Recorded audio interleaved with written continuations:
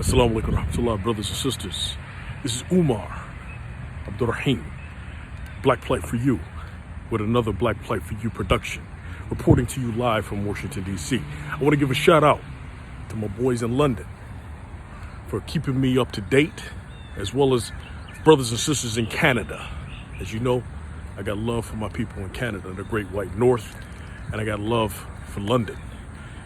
This topic is going to be hard, so stay with me for a moment. As you know, the Arab Spring spread throughout the Middle East. Then there's what's called the Arab Winter. The Arab Winter is what caused the huge migration of Muslims and Christians and other Arab identities into Western countries, the United States included. And what this has done is created a refugee crisis throughout the world. Currently, inside of the Arab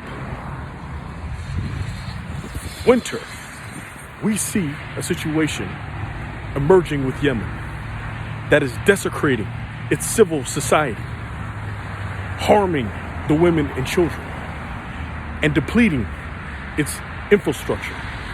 And the goal today is for me to share with you these realities and give you a bit of insight in taking action against those who do injustice.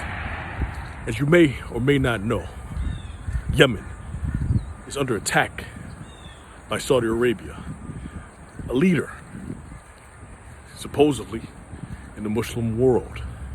Brothers and sisters, Saudi Arabia is actually taking a moment to not think and attack brothers and sisters in Yemen.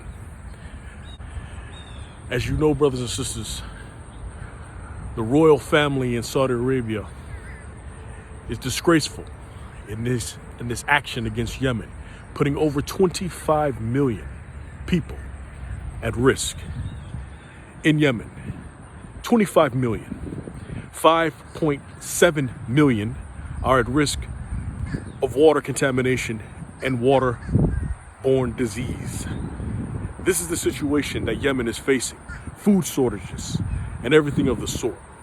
Now you must understand that in 2020, we've seen a lot, but this in itself is ridiculous. Brothers and sisters, you must remain firm for justice. And in this case of Yemen, your obligation is to ensure that brothers and sisters in Yemen and your community are all accounted for, and that you are taking steps in informing your brothers and sisters in your community to organize to assist the brothers and sisters in Yemen. Correlation and connection to Somalia. It's correlation and connection even to the United States. There are Yemeni immigrants within the United States, within the UK, and within Canada. So as a Muslim, your objective is to stay clear-headed and to rise up. This is a situation of injustice. There is not a prickling of a thorn, that Allah does not expedite the sins of those who are affected by tribulations. And in this case, Yemen is that nation that is affected by tribulations. You are to stand firm for justice, as Allah has obligated us in Quran, and stand out against aggression and aggressors. And in this case, the aggressor is Saudi Arabia.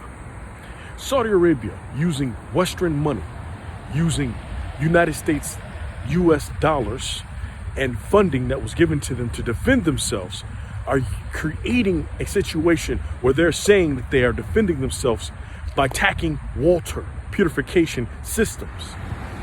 There's this perception,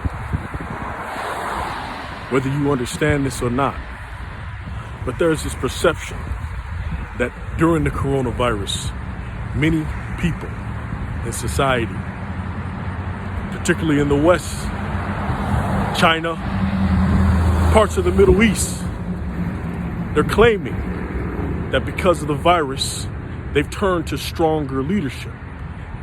In Thailand, you're hearing of a dictator, a king, running off with $80 billion of the people's money. We have Trump in the United States, and now we see the actions of Saudi Arabia and Yemen. This is a disgrace.